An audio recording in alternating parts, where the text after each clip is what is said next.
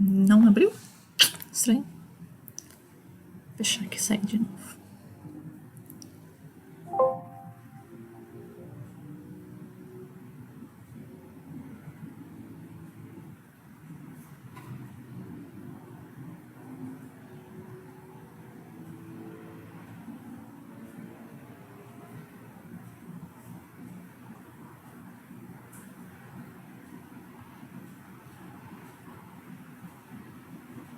Caralho.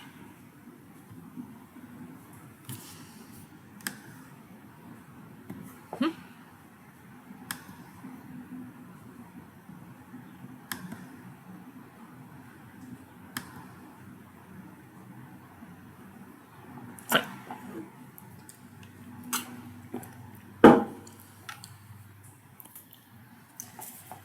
Então, primeira diferenciação de conceitos que a gente faz, a diferença entre radiação solar e insolação, tá? Que muitas vezes a gente utiliza como sinônimos e elas não são, né? São coisas diferentes. Então, radiação solar, grosso modo, a energia que o Sol, né, manda aqui para a Terra. Então, a energia recebida pela Terra na forma de ondas eletromagnéticas provenientes do Sol. Lembra o que era a onda eletromagnética? Vocês que foram bons alunos de física na escola? E que era uma onda eletromagnética? É uma onda que não necessita de um meio material para se propagar, ou seja, ela consegue se propagar no meio sideral, que é praticamente um vácuo, né? Praticamente ausência de matéria. Então, é a energia que chega até nós aqui proveniente do Sol. Isso a gente chama de radiação solar, tá? A insolação é a radiação solar que é recebida na superfície da Terra. Então, uma coisa é a radiação que chega ali no topo da atmosfera e outra coisa é a radiação que chega na superfície da Terra, porque enquanto a radiação está passando pela atmosfera, ela sofre uma série de transformações, tá? Então, a insolação é a quantidade de energia que chega aqui na superfície da Terra por unidade de tempo. Então, eu posso falar da insolação de um dia, da insolação de uma hora, da insolação de um ano. Tá? Depende da escala de tempo que eu vou estar trabalhando. Tá? A insolação, a quantidade de energia que a superfície terrestre vai receber, vai depender de duas coisas principalmente. Primeiro, o fotoperíodo, que a gente estudou no semestre passado, a duração do dia, ela não é a mesma em todas as localidades da Terra, em todas as estações. Eu vou ter variações na quantidade de horas que o Sol tá brilhando, tá? E vai depender também da cobertura de nuvens, da nebulosidade. Então, tem locais da Terra que tem mais nuvens, então eu vou ter uma insolação menor na superfície. Locais da Terra que tiver menos nuvens, vai conseguir ingressar mais radiação solar na superfície, então vou ter uma insolação maior, tá? Então, esses dois são os principais fatores que vão governar a quantidade de energia que cada pedaço da Terra vai receber. Aqui, então, a gente tem um gráfico mostrando aí a distribuição por latitude de qual é a quantidade de energia que cada parte da Terra vai receber isso aí por ano, tá? Isso aqui medido em quilolangles, aqui, tá? Então, aqui a gente tem no 0 é o Equador, aí a gente vai até o 90, aqui ele colocou até o 80, né? Mas vai o final do gráfico aqui até o 90 sul e 90 norte, tá? Que conclusões a gente pode tirar a respeito desse gráfico?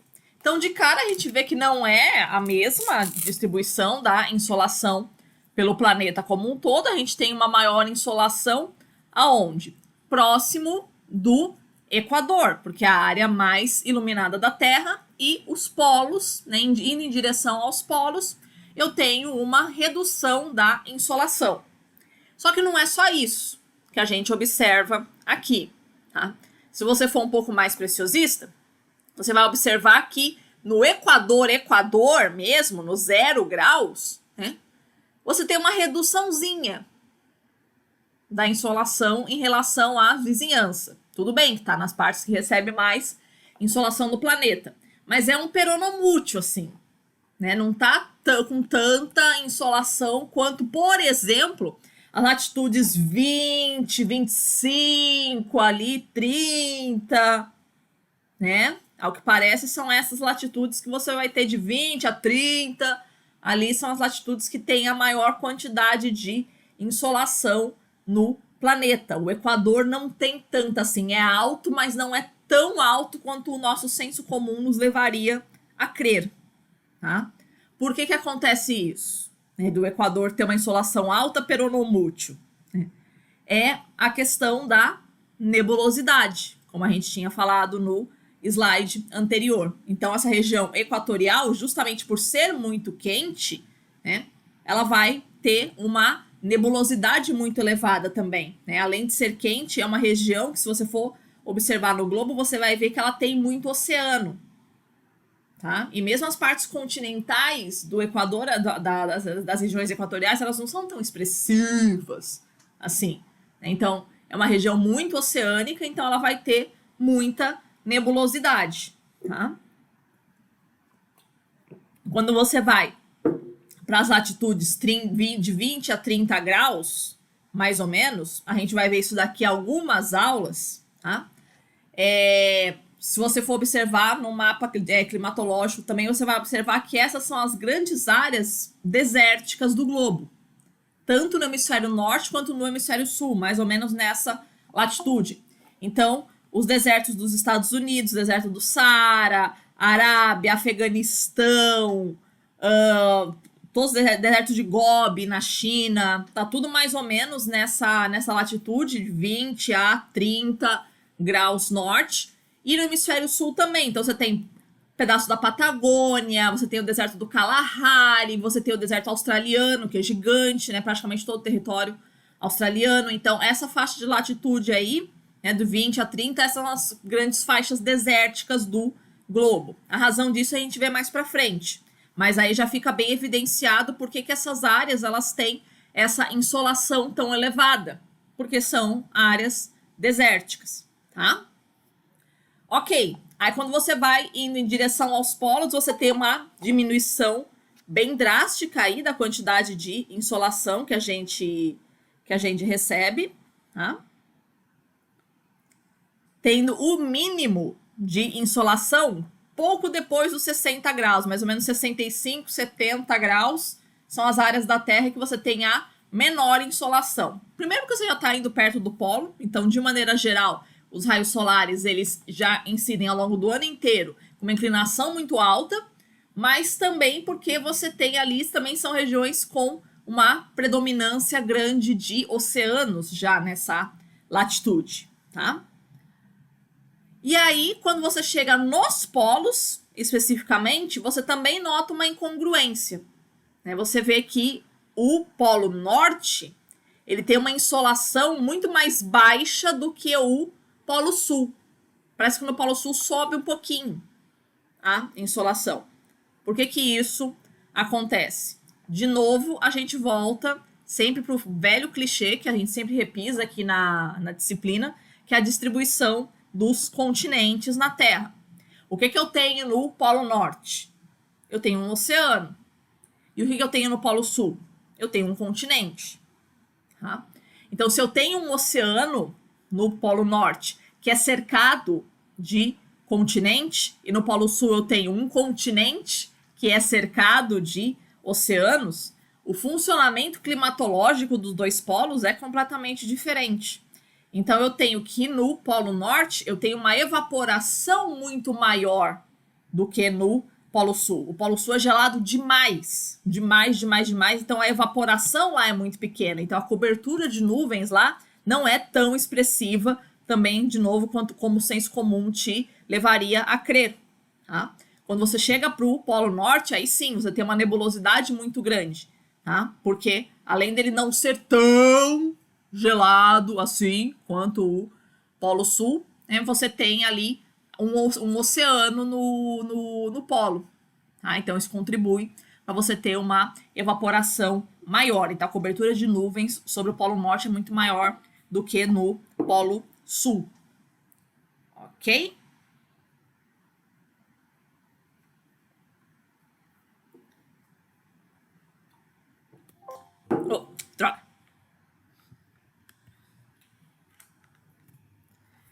aqui tudo que eu acabei de falar. Então, a gente tem uma insolação mais reduzidinha no Equador, né?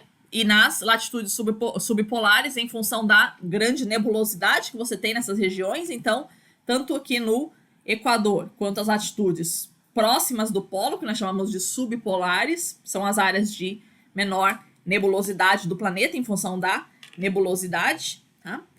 As insolações mais elevadas do planeta, elas estão nas latitudes subtropicais, então próximo dos trópicos de Câncer e de Capricórnio, em função aí da baixa nebulosidade, porque são as grandes zonas desérticas do planeta, correspondentes aí ao ramo descendente da célula de Hadley, que, se eu não me engano, a gente vê na aula 8 ou 9.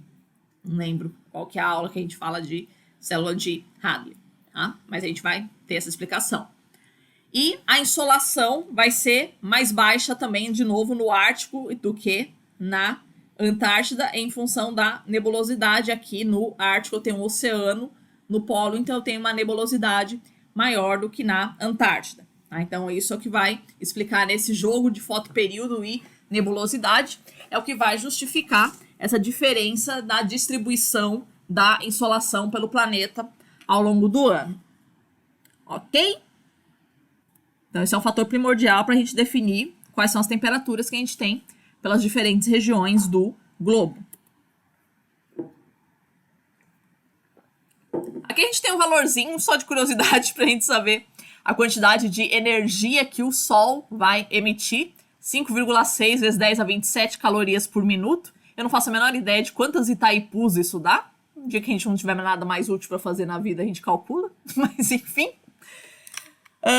Mas o que importa aqui é a quantidade de energia que chega aqui no nosso planeta. Tá? Quantidade de energia que chega no nosso planeta, a gente tinha visto no semestre passado, ela se chama de constante solar. Tá? Por definição, a quantidade de energia que chega no topo da atmosfera, aproximadamente ali aquela zona dos 400 quilômetros de altitude. Então, ali, quanto de energia eu tenho chegando? Aproximadamente, né, 2 calorias por centímetro quadrado. O que é um centímetro quadrado? É um quadradinho com 1 centímetro de lado, tá? Por minuto. Então, a cada centímetro quadrado da nossa atmosfera, eu tenho a chegada de 2 calorias. Professora, isso é uma tic-tac? Né? 2 calorias? Não. Tá? O que são essas 2 calorias? Lembra que a caloria alimentar, aquilo que aparece nos rótulos dos alimentos, é a quilocaloria. Tá? Então, uma tic-tac, na verdade, tem 2.000 calorias. Tá?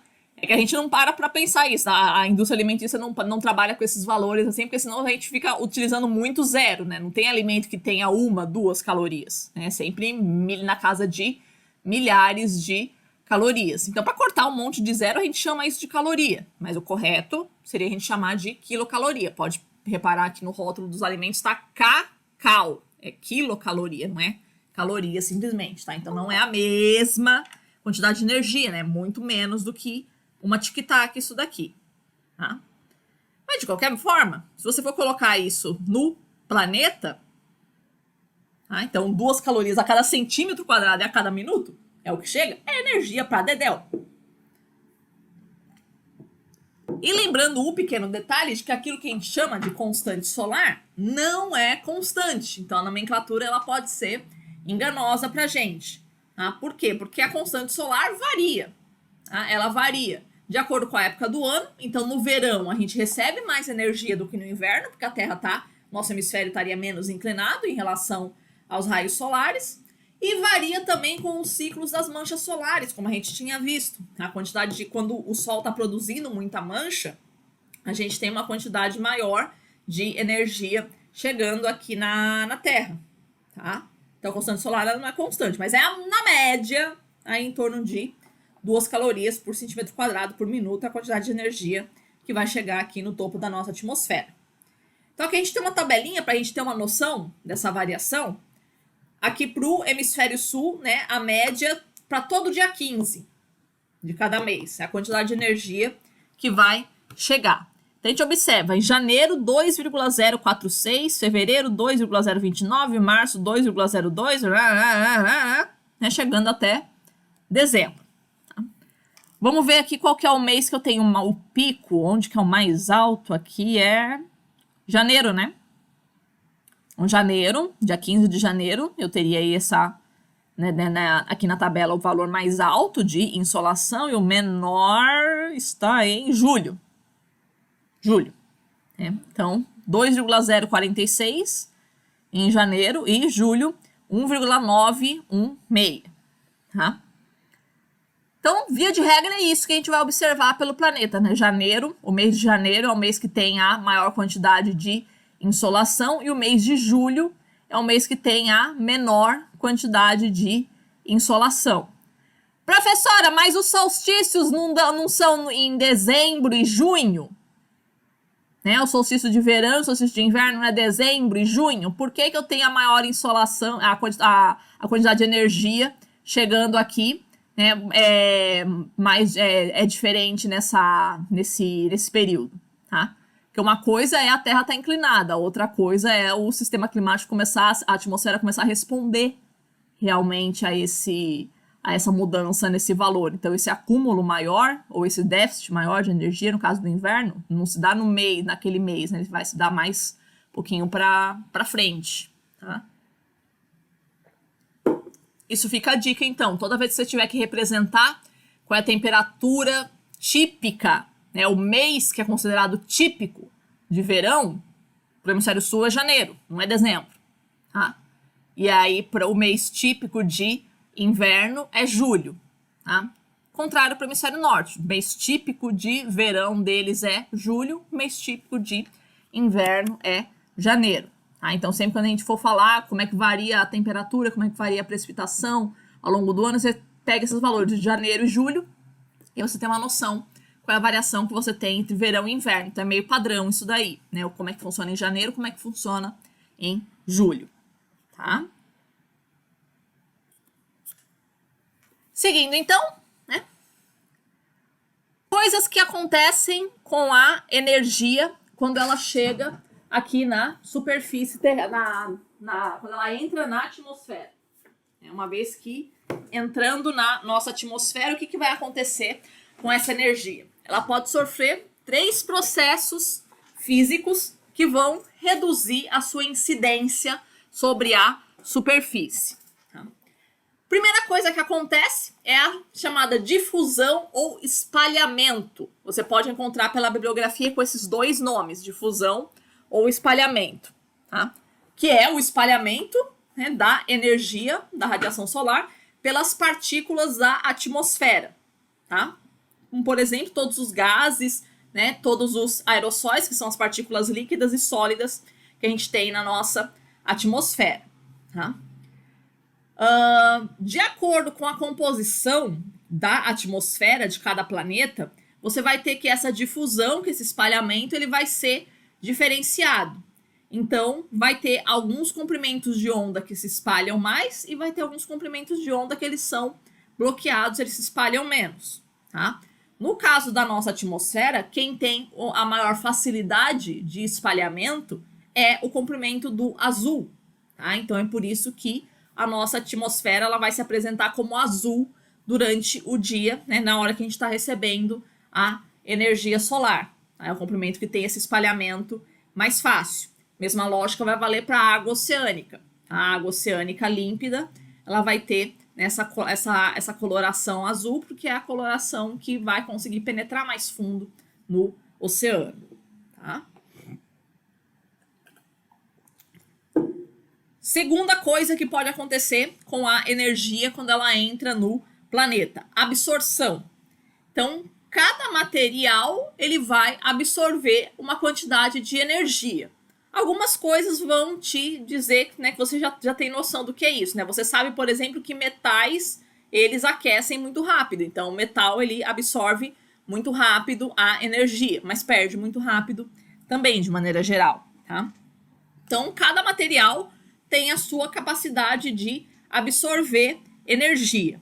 Então, da mesma forma, cada gás, cada aerossol que está disponível na nossa atmosfera, vai absorver um determinado comprimento de onda.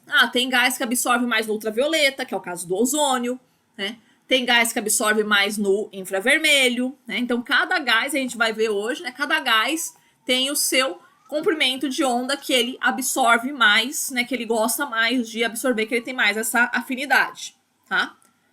Não foi difundida, não foi absorvida, essa energia, ela pode ser refletida, seja pela superfície, seja pelos aerossóis, seja pelos gases, né? Refletir de volta para o espaço, essa energia é perdida pelo planeta. Tá? Então, esses 3 processos físicos vão acontecer dentro da nossa atmosfera. O saldo que isso vai ter vai depender da composição da atmosfera e da quantidade de energia que foi recebida durante o dia. Tá? Seguindo, então,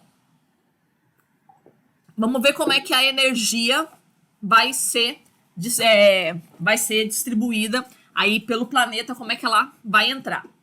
Então, foca aqui na entrada dela, 100%.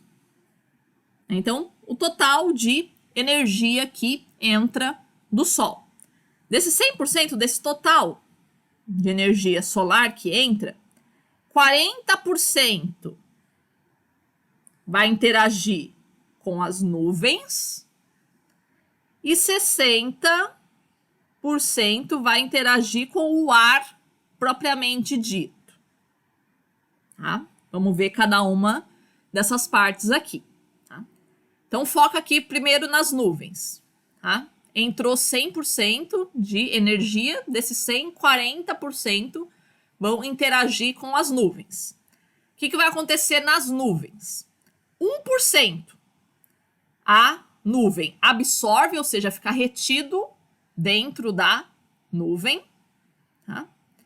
25% ela joga de volta para o espaço, tá? É refletido para o espaço, então bate na nuvem e retorna, ou seja, nem chega aqui na superfície. E outros 14% são refletidos pelas nuvens em direção à superfície terrestre. Tá? Então, 14 mais 1 mais 25 deu 40% desse valor que interage aí com as nuvens. Tá? Agora vamos para o outro lado, 60% da radiação solar que interage com o ar propriamente dito. O que vai acontecer com ele? Tá? Desses 60%, 7% são devolvidos para o espaço, da mesma forma como as nuvens devolvem um pouco da radiação para o espaço, 7% são refletidos aí de volta para o espaço pelos aerossóis. Professora, o que é aerossol? Lembra, qualquer partícula líquida ou sólida dispersa no ar. Ou seja, tudo que não é gás. Tudo que está na atmosfera que não é gás, né, que é líquido ou sólido, a gente chama de aerossol. Tá? Então, 7% bate em alguma coisa, né, em alguma coisa líquida ou sólida que está na atmosfera e é devolvido para o espaço. 16% são absorvidos pela atmosfera, então ficam também dispersos pela atmosfera, não chegam aqui na superfície. E 37% chegam na superfície.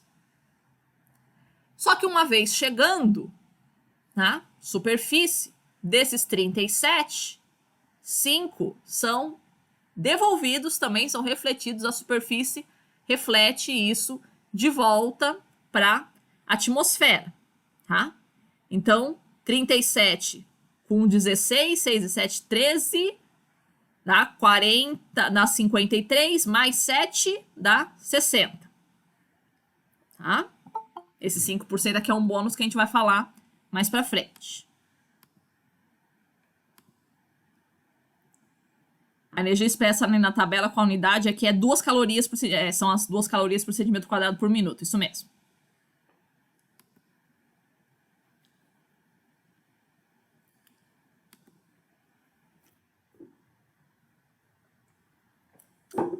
Certo? Então, retomando, entrou 100, 40 vai interagir com as nuvens, desses 40, 1% a nuvem absorve, 25% reflete para o espaço, 14% joga para a superfície. Dos 60 que interagem com o ar, 7% é jogado para o espaço, 16% é absorvido pela atmosfera, 37% é jogado para a superfície. Desses 37%, 5% a superfície reflete, tá? E fica 32% aqui na nossa superfície. Tá? Então, 14 mais 32 igual a 46%.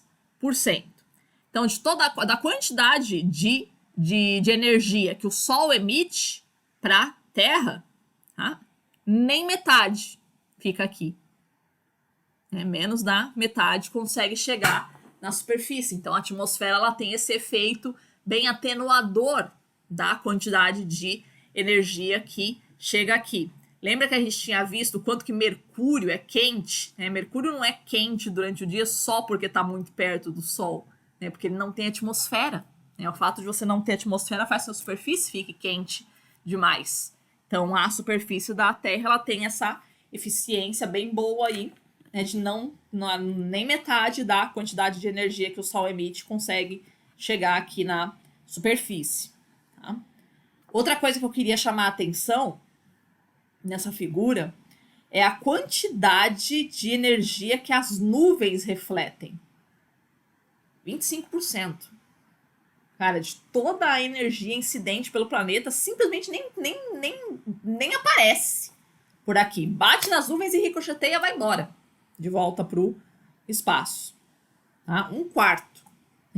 25% de energia que é refletida pelas nuvens é mais da metade da energia que chega aqui na superfície. Dá uma olhada, porque se chega aqui 46, 25 é mais de metade de 46. Então as nuvens conseguem refletir mais da metade da energia que poderia chegar aqui na Terra e não chega. Tá? Então elas realmente têm esse efeito de cobertor mesmo sobre o planeta, de reduzir drasticamente a quantidade de energia que poderia entrar aqui. Então elas realmente dão essa refrigerada boa aí no planeta. A analogia de cobertor que eu fiz tá meio errada, porque a gente fala cobertor da ideia de aquecer, Na verdade, não, as nuvens elas vão refrescar o planeta. Aí por que elas fazem isso? Porque elas são brancas. Então a quantidade de energia que bate ali, ela é refletida, A cor branca reflete muito a energia, tá? Então branca, e principalmente as nuvens tropicais, elas são muito espessas, Então realmente forma uma camada isolante realmente de energia aí para a maior parte do planeta, tá?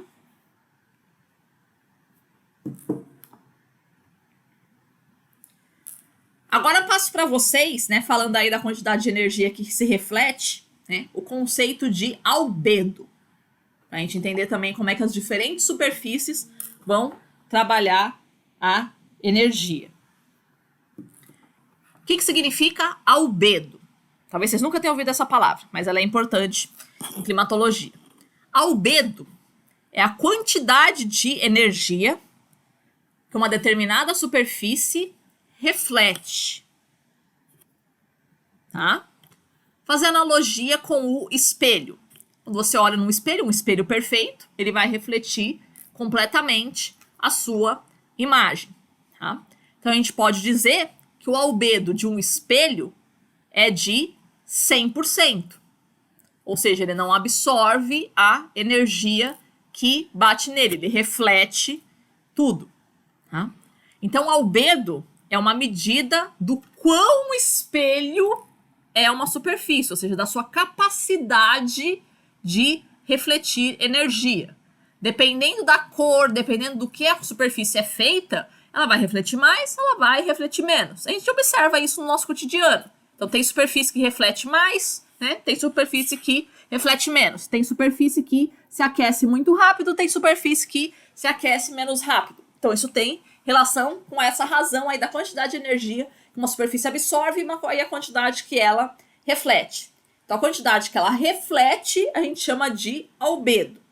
O contrário, a quantidade que ela absorve. Então, se a gente diz que uma superfície tem um albedo alto, então Então, ela tem uma absorção baixa, ela reflete muito, absorve pouco. Uma superfície que tem um albedo elevado, ou uma superfície que tem albedo baixo, ou seja, ela absorve muito e reflete pouco. Como é que eu posso imaginar o albedo das diferentes superfícies?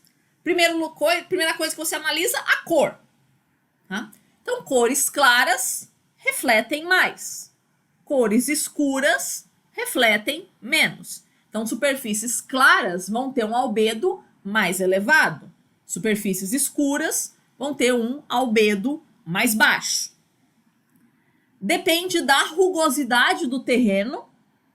Uma superfície mais lisa, ela tem um albedo mais elevado, porque a energia bate nela, já pode refletir de volta para o espaço.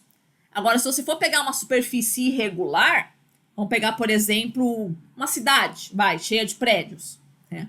Você pega uma superfície irregular, a energia, quando ela entra nessa superfície, ela fica ricocheteando, que nem um jogo de sinuca, né? Bate aqui, ó, e vai batendo nas diferentes superfícies e demora mais para sair, tá? Então, isso abaixa o albedo dessa superfície. Uma superfície rugosa tem um albedo mais baixo, a energia fica aprisionada naquela superfície por mais tempo, tá? E um terceiro fator que interfere na quantidade de energia que uma superfície vai refletir é a substância de que ela é feita. Então, ela tem algumas substâncias que ela tem a capacidade de absorver mais energia. Um grande exemplo que nós podemos falar é a clorofila. A clorofila é feita para isso, é feita para absorver energia. Então, áreas florestadas, né, áreas com abundância de clorofila, vão tender a ter um albedo mais baixo, né? A energia vai ser muito absorvida. A água também é uma substância muito absorvedora de energia. Então, superfícies que você tem água também vão ter um albedo mais baixo. Tá? Então, são esses três fatores que a gente tem que considerar na hora de comparar os albedos das diferentes superfícies. Vou mostrar para vocês aqui a tabela que a gente vai ver como é que isso se diferencia para as diferentes superfícies. Tá? Então, o que a gente pode comparar? Vamos pegar aqui a albedo das florestas, como a gente estava falando. As florestas, de maneira geral, um albedo de 3 a 10%. Então, é baixo, né? É bem baixo. A floresta tropical úmida, né? As florestas, floresta amazônica, Mata Atlântica, né? É de 7 a 15%. E a floresta decidufólia, professora, que diabos é isso? Decidufólia. É a floresta dos países temperados, aquela floresta que as folhas caem. Ser decidufólia significa isso, né? Que as folhas caem no outono. Tá? Então, a floresta decidufólia, ela tem um albedo mais elevado do que a floresta tropical. Por que ela tem um albedo mais elevado? Ou seja, ela reflete mais energia. Por vários fatores. Primeiro que ela é menos luxuriante, né? Ela é mais aberta, ela não tem tanta árvore quanto uma mata tropical, né? Então ela já tem menos clorofila, ela tem menos água, então ela é mais aberta, né? Então ela tem todos os três fatores vão tá reduzidos ali. Então ela é mais clara, ela tem menos clorofila, ela tem uma superfície menos rugosa do que a floresta tropical, né? Então o albedo dela vai ser um pouquinho mais elevado. Floresta tropical, não. Floresta tropical, ela tem os três fatores ali bem pesados para governar o albedo dela. Ela é escura, né? O verde mais escuro. Ela tem bastante água, tem bastante clorofila e ela tem uma superfície muito rugosa. Então isso faz com que ela tenha todos os fatores para ter um albedo super baixo. Tá? O que mais que nós temos de interessante aqui? Gramados, 15 a 30%. Então, uma superfície mais lisa, mais uniforme. As nuvens cumuliformes. O que é a nuvem cumuliforme, professora? São as nuvens de tempestades. Tá? De 70 a 90% a quantidade de energia que ela reflete. Então, a gente já visto que as nuvens, em média, do planeta refletem 25% de energia de volta para o espaço. Mas as nuvens cúmulos, as nuvens de tempestade, que são típicas da região tropical, é de 70 a 90. É bem mais alto isso, né? Justamente porque elas são muito espessas e com topo muito branco. A neve. Neve reflete 80%, a neve recém-caída, neve nova. Neve velha, né? Neve caída há vários dias ou uma semana, de 50% a 70%. Por que essa diferença? Porque tá mais sujinho. Tá? Vai ficando mais sujinho, vai refletindo menos a energia. Mesma coisa para o gelo, né? Gelo que está acumulado há mais tempo, ele está mais sujinho. Tá? As cidades. As cidades é 14% a 18% de albedo, ou seja, é baixo. Tá? Por causa dessa questão aí da rugosidade que a gente tinha falado, né? O asfalto ser preto também, isso ajuda, né? Então absorve muita energia, né? Mas a principal questão aí é essa geometria do terreno, o fato dela ser uma superfície muito rugosa, né? Se você for sobrevoar a maior parte das cidades no planeta, elas têm uma aparência mais branca. A maior parte das pinturas, se você for sobrevoar a cidade, você vai ver, elas não são escuras, a cidade, em termos de pintura, elas são mais brancas, né? Então a cor não é tanta influência assim, né? A grande questão aí dentro das cidades é a rugosidade mesmo. Tá? É uma superfície muito irregular, então a energia ela fica ali aprisionada dentro da cidade por muito mais tempo. Tá? Ó, o asfalto, 5 a 10%, né? Bem baixo o albedo, ele absorve muito. Tá? Ok, acho que é mais ou menos isso. A gente já consegue ter uma noção, basicamente, né, das diferenças que a gente vai ter de albedo aí para diferentes superfícies. Tá? Comparando a areia com as dunas de areia, lá em cima na tabela. Então, a areia lisa, vamos imaginar, 15 a 25%. Mas as dunas, 30 a 60%. Por quê? Porque as dunas são uma superfície mais irregular. Então, ela também tem essa coisa de ficar ricocheteando a energia ali dentro. Tá? Falei errado. É besteira.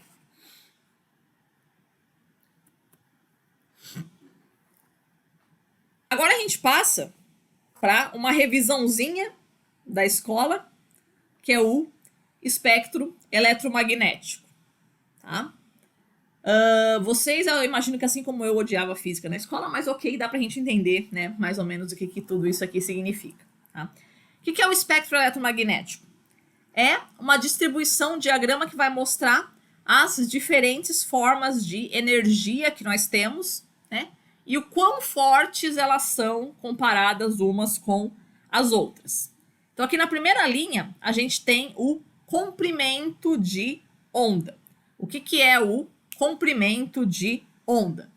Lembra? É a diferença que a gente tem entre duas cristas ou dois vales dentro de uma onda, tá? Que é o mesmo valor, tá? E aí a gente tem alguns objetos aí para a gente ter uma noção, né, de qual é o tamanho, né, do que significa esse comprimento de onda, tá?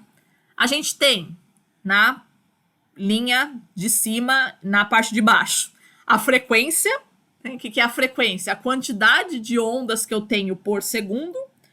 E embaixo a energia de cada fóton, né, cada partícula da onda, né, qual quantidade de energia que isso tem. Então existe uma relação entre essas três variáveis. Como assim? O comprimento de onda. Vocês podem observar que conforme eu vou indo para a direita do gráfico, ele vai ficando menor. Então, aqui eu tenho 10 a menos 10 a 3, 10 a 2, 10 a 1, 10 a menos 1, 10 a menos 2, 10 a menos 3. Então, isso vai diminuindo conforme eu vou indo para a direita. Tá? E aí, conforme eu vou diminuindo o comprimento de onda, observe que a frequência, também conforme eu vou indo para a direita do gráfico, vai aumentando. Ou seja, quanto menor o comprimento de onda, maior a frequência, ou seja, mais ondulações eu tenho por unidade de tempo. E observe o que acontece com a energia também. A energia também é crescente para a direita do gráfico. Ou seja, quanto menor o comprimento de onda, maior a quantidade de energia que aquela onda transporta, tá? E aqui a gente tem alguns exemplos, né, de fontes dessas diferentes tipos de energia e os nomes comuns pelas quais a gente conhece elas. Então, as ondas mais longas são as ondas de rádio, depois em seguida eu tenho o micro-ondas, depois eu tenho o infravermelho, o visível e o ultravioleta, depois eu tenho os diferentes tipos de raio-x e depois o raios gama. Tá? Aqui para climatologia vai interessar essas faixas aqui, ó, infravermelho, visível e ultravioleta. Vão ser os dominantes aí para atmosfera. Tá? Raio gama, raio X, isso nem chega aqui na Terra expressivamente, né? E micro-ondas e rádio não tem grande importância para climatologia. Então, a faixa do visível, né? O que a gente chama de visível? Aquilo que pode ser captado pelo olho humano. É só isso daí. É só esse negocinho aí que tá com o arco-írisinho aí. Tá? Só esses comprimentos de onda que a gente enxerga. Olha a quantidade de diversidade que a gente não vê, né? Comprimentos de onda mais baixos do que o vermelho, ou mais longos, né? Ondas mais longas do que o vermelho, nós chamamos de infravermelho. Isso a gente não enxerga. E comprimentos de onda mais curtos que o violeta, nós chamamos de ultravioleta. Isso a gente também não enxerga. Tá? Algumas espécies animais enxergam ultravioleta, se não me engano, as abelhas. Elas têm visão de ultravioleta, mas o ser humano não. Ok? Então, existe uma relação entre a quantidade de energia que é transportada por cada uma desses diferentes comprimentos de onda. Então, o ultravioleta, ele transporta muito mais energia do que o infravermelho, tá? Porque ele tem um comprimento de onda menor, tá? Que relações a gente pode estabelecer aí entre a quantidade de energia e o comprimento de onda, então? A gente tem, por exemplo, a lei de Stefan Boltzmann. O que diz a lei de Stefan Boltzmann? A energia irradiada por um corpo é proporcional à quarta potência da sua temperatura. O que significa isso? Traduzindo, né? Vamos imaginar um corpo que tem uma temperatura X e um outro corpo que tem a temperatura 2x. Um tem a temperatura o dobro do outro.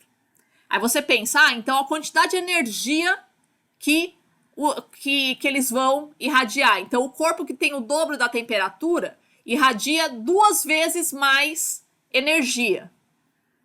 Não. Isso é o que o senso comum te leva a crer, né? Mas não é assim que funciona a física. Tá?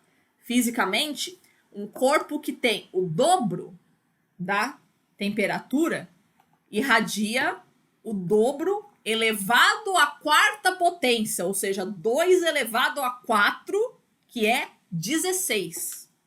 Lembra disso? 2 a 4 é 16. Então, um corpo que tenha o dobro da temperatura de um outro irradia não 2 vezes mais energia, mas 16 vezes mais energia. Então, a quantidade, conforme você aumenta a temperatura de um corpo, a quantidade de energia que ele reemite é muitíssimo mais alta. Ela não cresce linearmente, ela cresce na razão da quarta potência. Tá? Outra lei importante para radiação, a lei de Wien. O comprimento de onda do pico de emissão de um corpo é inversamente proporcional à sua temperatura. Traduzindo, primeiro, o que é pico de emissão? Tá?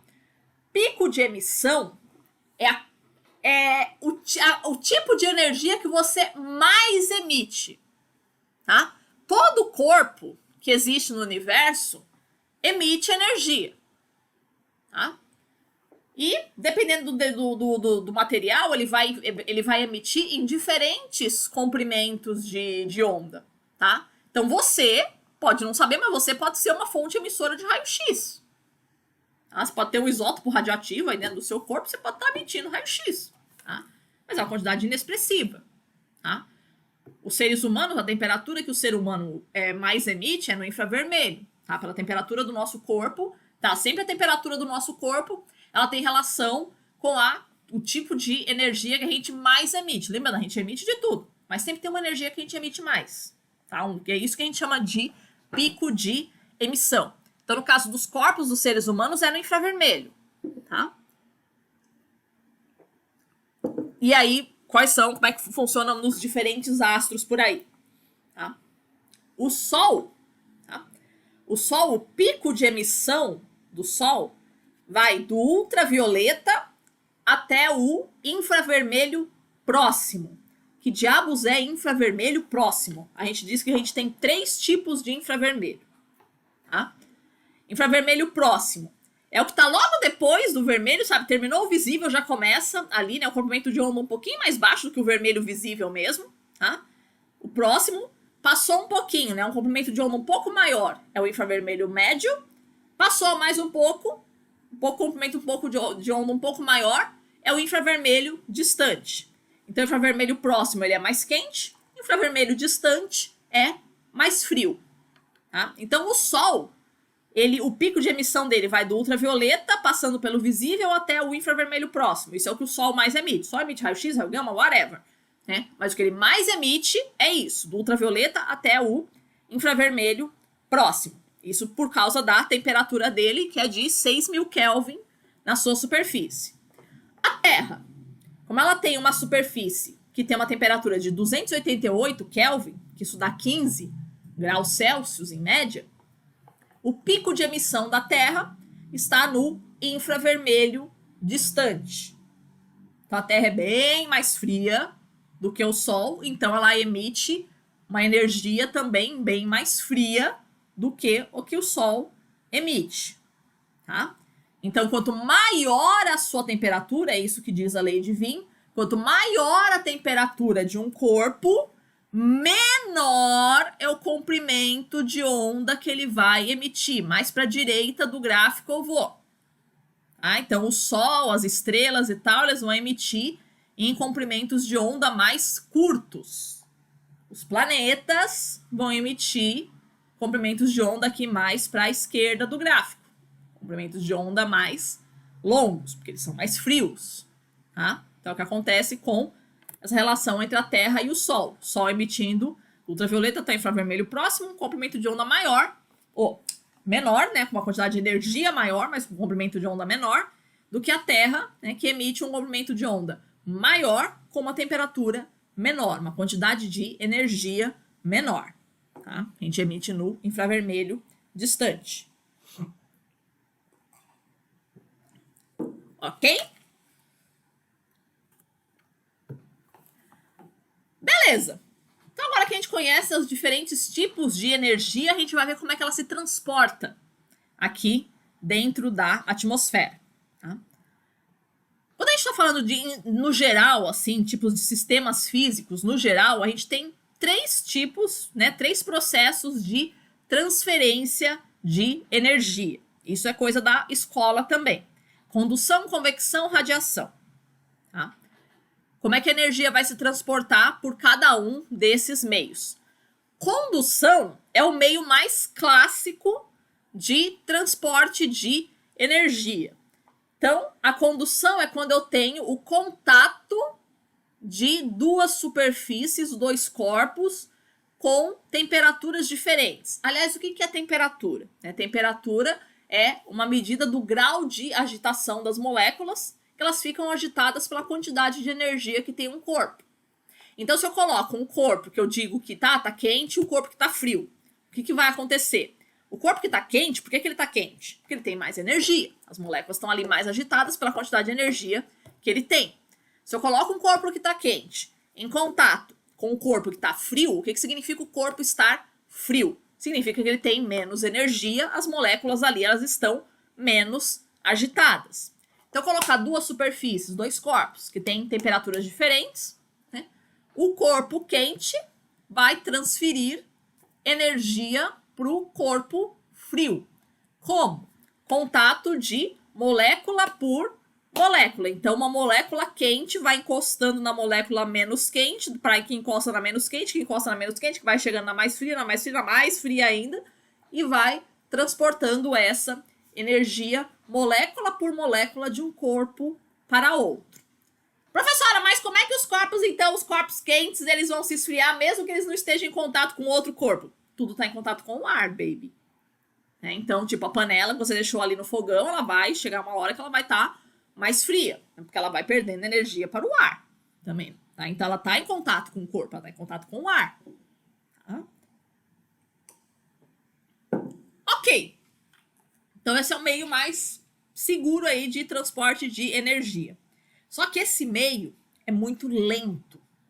O transporte de energia por condução na natureza é um transporte de energia muito lento.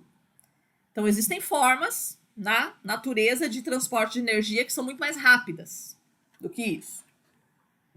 Uma outra forma, né, de transferência de energia muito mais rápida do que a condução é a convecção. Quando eu tenho um transporte vertical de matéria. Um exemplo clássico que nós temos de transporte de transferência de energia por convecção envolve o aquecimento do ar atmosférico. Então, a gente tem que o ar, ele é aquecido aqui na superfície, tá? Ele se expande, ele fica mais leve por ele estar aquecido, né? E ele ficando mais leve, ele vai subir. Lembra disso? Ele subindo, ele vai tomar o lugar do ar mais frio que estava lá em cima. Esse ar mais frio, ele é mais pesado, ele tende a descer. Então, nisso que o ar mais quente ele sobe, ele vai dispersar essa energia para o espaço, ele fica mais livre, lá em cima tem menos ar, né? Então ele fica mais livre, uma parcela de ar que sobe, ela fica mais livre. É lindo, tipo, eu fazendo o gesto aqui do ar subindo e vocês não estão me vendo, né? Mas eu tô aqui mexendo meus braços, mostrando aqui o ar subindo, né? Então o ar vai subindo, né? O ar mais quente vai subindo, então ele ficando, né, uma parcela de ar mais rarefeito lá em cima, ele vai liberar essa energia pro espaço, ou para as vizinhanças, né, aquecendo ali em cima antes dessa energia e finalmente ser dispersa pro espaço, tá? E o ar mais frio, ele vai descer. No que o ar mais frio desce, ele vai se aquecer aqui na superfície e ele vai subindo. Então, você vai repetindo esse processo, tá? Então, esse é um transporte, uma forma de energia, de transporte de energia muito mais rápida do que a forma por condução. Então, dentro da atmosfera, ela vai ser muito mais relevante para os processos dentro da atmosfera do que o transporte por condução, tá? E, finalmente, nós temos também o transporte de energia por radiação, que é quando eu não tenho a necessidade de um meio material, que é o que acontece quando o Sol manda energia aqui para a Terra, né? Essa energia chega aqui, né, sem atravessar um meio material significativo, né, que é o espaço sideral. Tá? Dentro da atmosfera, nós também temos outros dois grandes processos, tá? Que são variantes daqueles anteriores, mas que são também extremamente relevantes para o transporte de energia. Temos também o transporte por advecção. O que é advecção? A convecção, nós tínhamos visto, é o deslocamento na vertical de uma parcela de ar. É quando o ar quente sobe e o ar frio desce. Isso é convecção. Advecção é um movimento horizontal das parcelas de ar. Então, mais para frente a gente vai ver isso, mas grosso modo é o movimento das massas de ar no planeta. Então, a frente fria e a frente quente, elas vão se movimentando sobre a superfície. Tá? Então, elas vão andando na horizontal. As massas de ar, elas não se deslocam significativamente na vertical. Tá? Na vertical, a nossa atmosfera é muito fininha, lembra disso? Ela tem 400 quilômetros só. E a troposfera, então, menos ainda, né? A troposfera tem só 12. Então, para o movimento das massas de ar, é muito pouco relevante, né, esse movimento. Então, o movimento das massas de ar é mais na horizontal que ela se desloca. Então, eu vou trocando. Tem uma massa de ar frio para uma massa de ar quente. Mesma coisa que acontece com a convecção, né? Na convecção eu tenho a troca de uma parcela de ar frio pela parcela de ar quente, elas vão trocando de lugar. Mesma coisa, só que na horizontal agora. Tá? Elas vão se trocando, essas diferentes línguas de ar, elas vão se trocando, o ar quente e o ar frio, eles vão se trocando. Tá? Então, o ar quente do Equador vai indo em direção aos polos, o ar frio dos polos vai indo em direção ao Equador, isso vai reequilibrando, vai redistribuindo a energia pelo planeta. E, por fim, o processo de longe o mais relevante para distribuição de energia dentro da atmosfera são as mudanças de estado físico da água. Mais apropriadamente, principalmente, a passagem do líquido para o gasoso e do gasoso para o líquido, tá? Que são a condensação e a evaporação. Tá? Esses são os mais relevantes. Então, a condensação é quando passa do estado gasoso para o estado líquido, perdendo energia, e evaporação é quando passa do líquido para o gasoso, ganhando energia.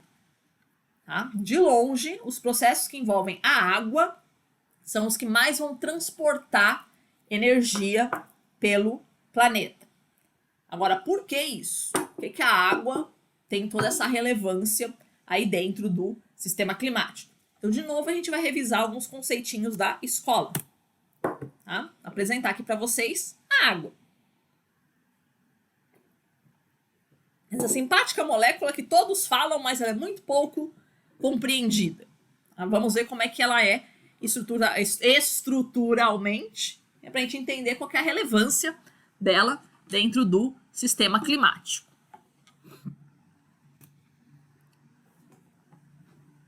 Todo o segredo está aqui, tá? Das propriedades térmicas da água, as ligações que as moléculas estabelecem entre si. Tá? O segredo, na verdade, está no oxigênio. Tá? O que tem o oxigênio? Vocês que foram bons alunos de química, aliás, eu acho que vou ter que pegar uma tabela periódica aqui. Deixa eu ver se eu acho.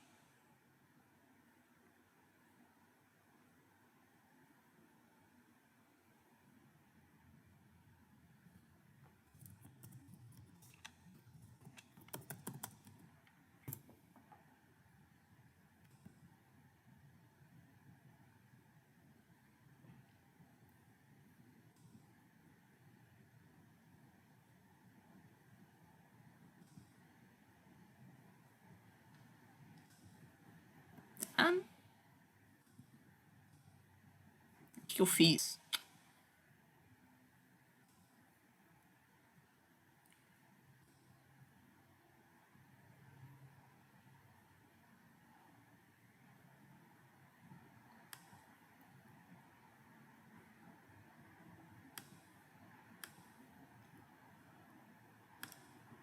Aqui.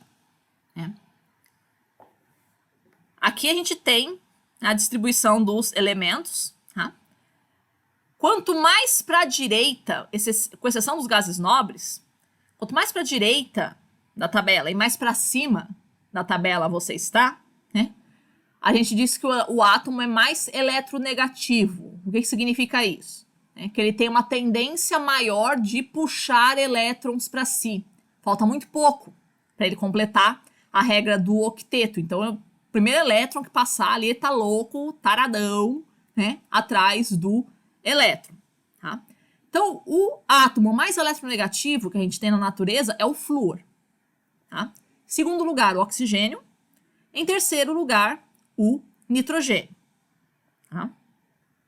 Esses três elementos, quando eles se ligam com outro elemento que não é tão eletronegativo assim, que é o hidrogênio, que ele está lá do lado esquerdo da tabela, então ele não é tão eletronegativo assim quanto eles, o que vai acontecer? Lembra, o oxigênio ele tem 6 elétrons na camada de valência, o hidrogênio tem um só.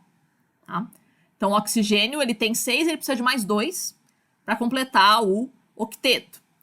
Então ele vai roubar, literalmente vai roubar esse elétron do hidrogênio. É quase uma ligação iônica que vai acontecer ali do que uma ligação covalente, né? Ele vai quase que roubar esse elétron do hidrogênio. Então a gente fala, ligação covalente, ela compartilha elétrons. É um compartilhamento meio egoísta que acontece aí, porque a maior parte do tempo aquele elétron ele vai ficar ali nas vizinhanças do oxigênio, tá? Então o que acontece com a molécula de água?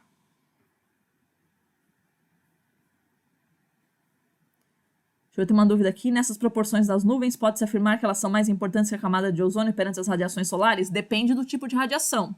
O ozônio ele absorve no ultravioleta. Aquela radiação ali, a gente está falando basicamente de infravermelho, tá? O ultravioleta nem chega. Significativamente, ele nem chega aqui na superfície. Então, para termos de aquecimento, o que é relevante para o planeta é o infravermelho. Então, nesse sentido, sim, as nuvens elas são mais relevantes do que o ozônio, em termos de aquecimento do planeta, tá? Para regular esse aquecimento.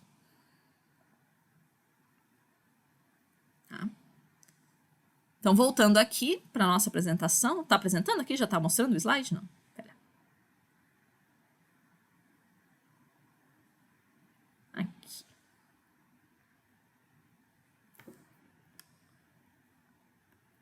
Então, tudo isso para dizer o quê? Que quando eu tenho um hidrogênio ligado, seja no flúor, seja no oxigênio, seja no nitrogênio, esse elétron do hidrogênio ele vai praticamente ser roubado, ele vai ficar a maior parte do tempo mais próximo do átomo eletronegativo, que é o flúor, oxigênio ou nitrogênio, do que do hidrogênio. Então não é um compartilhamento, ele é um compartilhamento bem egoísta, ele praticamente é roubado, ele praticamente perde. Então o que significa? Que o oxigênio da molécula de água, ele fica com um caráter mais negativo, ele fica a maior parte do tempo com uma carga negativa, né, um excesso de carga negativa, e os hidrogênios, eles ficam com excedente de carga positiva, porque ele tinha só um elétron, pobre coitado, e ainda perdeu, tá? Então, o que nós temos aqui? Isso aqui vira um ímã, tá? Um negócio que tem um polo negativo e um polo positivo é um ímã, né? E aí, essas moléculas elas vão se atrair entre si, né, ligando os polos positivos e polos negativos com uma atração elétrica mesmo, tipo ímã mesmo. Tá? Essa atração elétrica extremamente forte que existe entre as moléculas de água, nós chamamos de pontes de hidrogênio. Hoje em dia a galera está chamando mais de ligação de hidrogênio. Ponte de hidrogênio era o lema, o nome que a gente usava quando eu estava na escola. Mas hoje em dia a gente fala mais ligação de hidrogênio. Mas é a mesma ideia, né? Essa atração elétrica extremamente forte que existe entre as moléculas de água. Tá? De tal forma que, se eu quiser quebrar essa ligação, as moléculas de água elas são muito coesas entre si. Para eu poder quebrar essa ligação, para fazer a água mudar de estado, o que significa fazer a água passar do estado líquido para o estado gasoso? É eu aniquilar essas pontes de hidrogênio inteiras. Tá? Então, para eu aniquilar essas pontes de hidrogênio inteiras, eu tenho que fornecer para a água uma quantidade de energia tão grande, que a agitação das moléculas de água vai ser muito mais alta do que a atração elétrica que elas sentem entre si.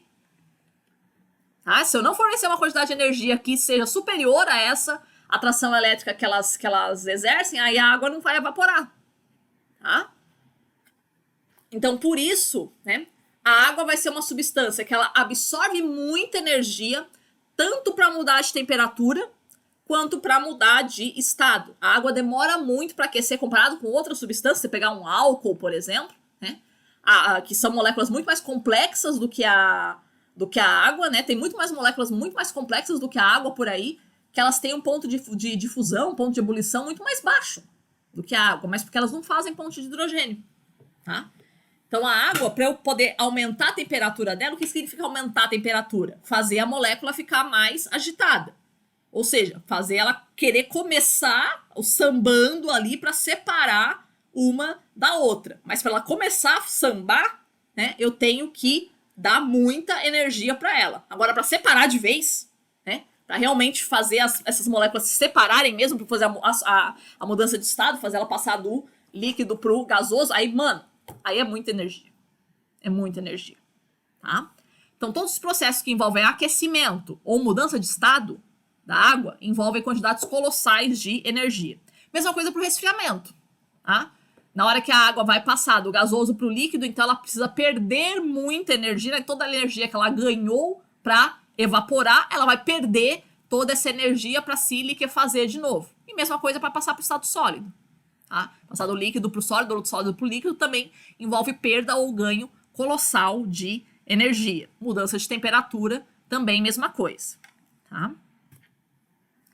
Então, por isso eu tenho aqui, né, os valores das diferentes propriedades térmicas da água.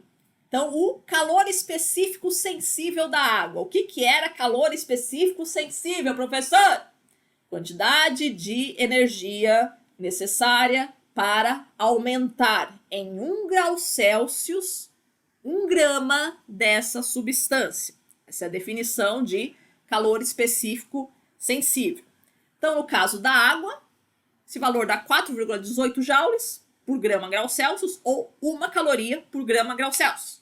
O que significa isso? Aliás, essa é a própria definição de caloria, né? O que é 1 caloria?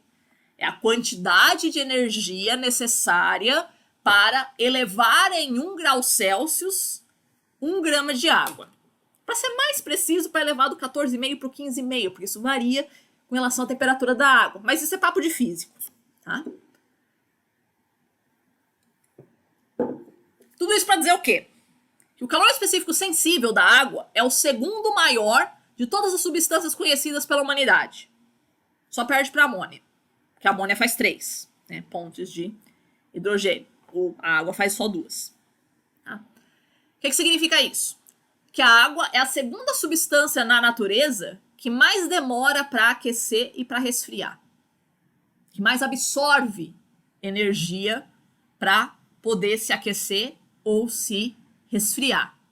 Ou seja, a água demora muito para aquecer e demora muito para esfriar. Demora muito para ganhar energia e demora muito para perder energia. Tá?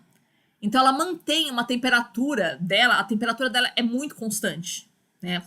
Ela pode absorver grandes quantidades de energia sem variar significativamente a temperatura.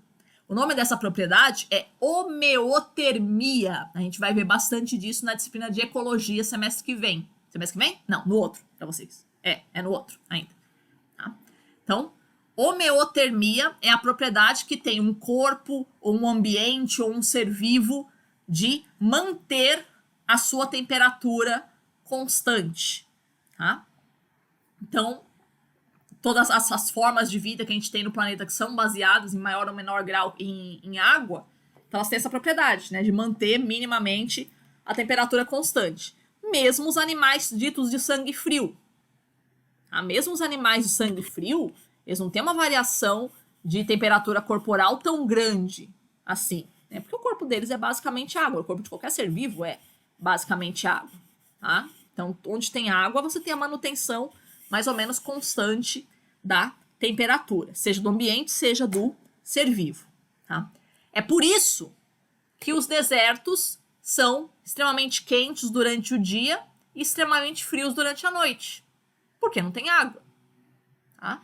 Durante o dia bate aquele sol desgramento, né? Se tivesse água no ambiente, a água absorveria essa energia. Como não tem, o que vai absorver é a areia, o ar, o cacto, todas as coisas que estiverem por ali. Então fica aquele calor desgramento.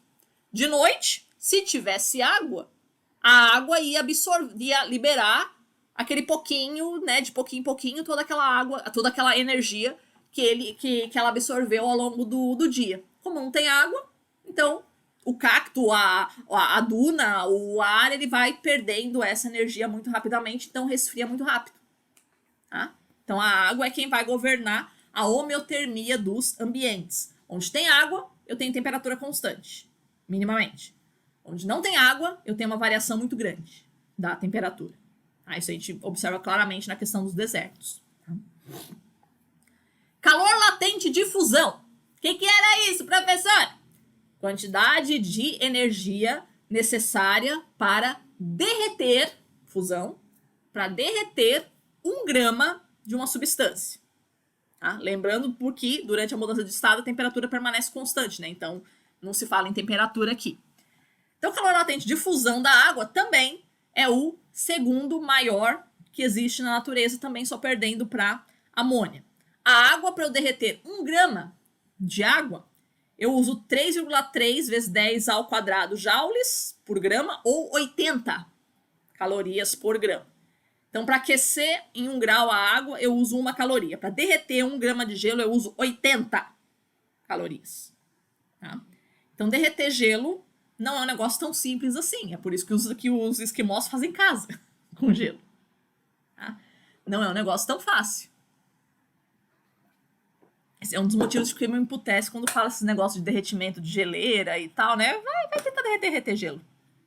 Fica perdido na Antártida sem um pouco de água líquida pra tu ver. Ah, tem um monte de água ali. Tá congelada. Tenta derreter. Tu morre de sede. Se é possível você morrer de sede na Antártida, que é o lugar que tem 2/3 da água doce do planeta. Tá congelado. Quero ver tu derreter aquilo. Tá? Então, derreter gelo não é um negócio assim tão simples. Tá? Prova disso, você consegue trazer o pote de sorvete pra casa, dá tempo, né, de você ter chegado do mercado. E depois o calor latente de evaporação. O calor latente de evaporação da água é o maior das substâncias conhecidas pela humanidade. Tá? Nada menos que é calor latente de evaporação, quantidade de energia necessária para evaporar 1 grama daquela substância. No caso da água, nada mais, nada menos do que 540 calorias por grama. Meia tic-tac, aproximadamente. É para você evaporar 1 grama de água. Tá? Então, de longe, mas de muito longe, né, a água ela tem essa capacidade colossal de remover energia de uma superfície quando ela evapora. Então, no momento em que a água aqui da nossa superfície, da Terra, ela evapora e vai formar uma nuvem, tá? Ela remove quantidades colossais realmente de energia aqui da superfície. Então, as nuvens, de novo, elas são o grande aparelho de ar-condicionado do planeta. Tem verdadeiramente essa função. Primeiro, de bloquear uma parte da chegada da radiação solar aqui para a Terra. E segundo, né, de via evaporação da água, remover, né, tirando energia aqui da superfície. E na hora que a água vai passar para o estado líquido ali na nuvem, essa energia é mandada embora para o espaço. Então, ela tira essa energia aqui da superfície, na hora que evapora, tá? Fica ali armazenado na atmosfera. Na hora que ela passa para o estado líquido, significa que ela está perdendo, né? Passar para o estado líquido para virar a nuvem, ela está perdendo energia. Tá? Essa energia vai para o espaço. Professora, você falou que passa para o estado líquido para fazer a nuvem não é vapor? Não!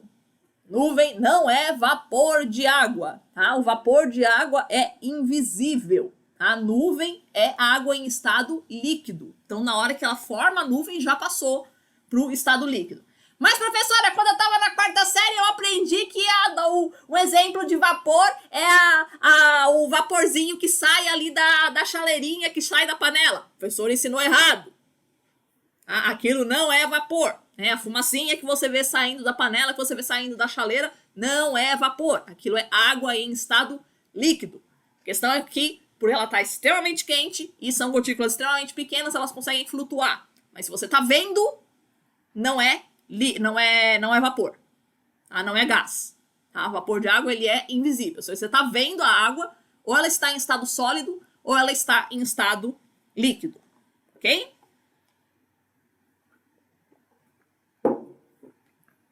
Certo? Então, a formação de nuvens é o processo que dentro da atmosfera vai mais remover energia aqui da nossa superfície. Então, mano, olha só aqui outra comparação, né, do quanto que a água também é responsável pelo transporte de energia dentro da nossa superfície. Aqui eu tenho um quadro geral, né, de alguns gases que eu tenho distribuídos na nossa atmosfera. Então, eu tenho aí o óxido de nitrogênio, eu tenho o oxigênio e o ozônio, eu tenho o dióxido de carbono e eu tenho a água. Tá? E aí, o que eu tenho? Que são essas montanhas que estão representadas aí no gráfico? Né? É a quantidade de energia, né, que cada um desses comprimentos absorvem. O que quer dizer isso? Tá? Vamos olhar aqui, ó. Pega oxigênio e o ozônio, que é a segunda linha aqui desse gráfico. Onde está mais sombreadinho, perceba que é antes do violeta. Estão vendo? Tá? Então, significa que o oxigênio e o ozônio, eles absorvem muito mais no ultravioleta. Tá? No visível, praticamente ninguém da nossa atmosfera absorve no visível. Perceba que o visível aqui, ó, vai ver as montanhinhas aqui, não tem montanhinhas aqui no visível. É por isso que, felizmente, a gente enxerga, né? Porque não tem grande coisa na nossa atmosfera que bloqueie a radiação visível, tá? E aí, o que interessa para nós aqui, para o aquecimento do planeta, é o que vem depois aqui do visível, que é o infravermelho, tá? Aí, o que nós temos aqui, né? Cada gás que a gente tem na nossa atmosfera, né? A quantidade de energia que ele absorve nos diferentes comprimentos de onda, né? Nos diferentes tipos de infravermelho que nós temos aqui, tá? Aí, a minha alfinetada clássica. Vamos comparar o dióxido de carbono com a água. Para os dois aqui. Tá? Percebam que tem vários comprimentos de onda aqui que a água absorve aqui no infravermelho próximo e próximo do visível também, né? Que o dióxido de carbono não absorve. Lembrando que são comprimentos de onda que têm mais energia. Tá? Ah, mas tem um monte aqui que o dióxido de carbono absorve também, né? Só que se você for reparar, a maior parte dos comprimentos de onda que o dióxido de carbono absorve, a água também absorve. São muito poucos onde isso não acontece. Tá? Então, a maior parte, né, praticamente todos os espectros do infravermelho, a água absorve em alguma medida. Tá? E onde o dióxido de carbono absorve, né, os comprimentos de onda que o dióxido de carbono absorve, a água também absorve, a maioria deles. Tá? Então, a água vai ser uma competidora na absorção de energia com o dióxido de carbono. A grande questão é saber quem é que vai ganhar essa briga, dióxido de carbono ou a água. Bom, basta você comparar a quantidade de dióxido de carbono que tem na atmosfera com a quantidade de água que tem. Lembra, na aula passada a gente discutiu isso, né? Quanto de dióxido de carbono tem na nossa atmosfera? De acordo com as medições mais recentes, 0,04% distribuído na nossa atmosfera. Quanto que pode ter de água? Até 4%. Isso significa que eu posso ter, nas diferentes regiões da Terra, até 100 vezes mais água do que dióxido de carbono. 4% seria o equivalente a 100% da umidade relativa. Na prática, se você for fazer as contas, né, numa conta rápida aí, somente nos locais da Terra em que a umidade relativa é menor do que 1%, eu tenho mais dióxido de carbono do que água nesses locais. Qualquer lugar da Terra que eu tenho uma umidade relativa superior a 1%, tem mais água do que dióxido de carbono. Agora, me mostra um local da Terra que tem uma umidade relativa inferior a 1%. Cara, nem os desertos mais malucos desse planeta tem isso. Nenhum lugar. Nenhum. Nenhum ponto da Terra tem uma quantidade de dióxido de carbono superior à quantidade de água que tem. Nem nos desertos mais absolutos. Então, qualquer ponto da Terra tem mais água do que dióxido de carbono. Então, qualquer ponto da Terra, a água está absorvendo mais energia do que dióxido de carbono. Então, quem manda para absorção de energia neste planeta, nos outros não. Em Vênus, não. Mas na Terra, quem manda para absorção de energia é a água, não é dióxido de carbono. Tá? Ela tem praticamente as mesmas bandas de absorção do dióxido de carbono e ela aparece na nossa atmosfera numa quantidade muitíssimo maior do que o dióxido de carbono. Então, quem manda aqui é a água e você não vai mais abrir a boca para falar do meu trabalho no meu batalhão nessa casa. Quem manda neste planeta é a água, não é o dióxido de carbono. Tá? Em Vênus, que tem 95% de dióxido de carbono, é outra história. Tá? Mas na Terra, que tem 0,04, aí não. Tá? Aí, com essa quantidade de dióxido de carbono, não dá, não tem um efeito significativo para o clima. Tá? Em Vênus, o dióxido de carbono tem um efeito significativo. Na Terra, não. Na Terra, quem manda é a água. Tá? Ok até aqui? Então, outra questão que a gente vai observar também, uma vez que toda a energia solar já entrou, já foi absorvida pela superfície, acontece um outro processo, né, que era aqueles 5% de energia que ficou lá atrás, aqueles 5% que são devolvidos, né, para a atmosfera de novo. Tá?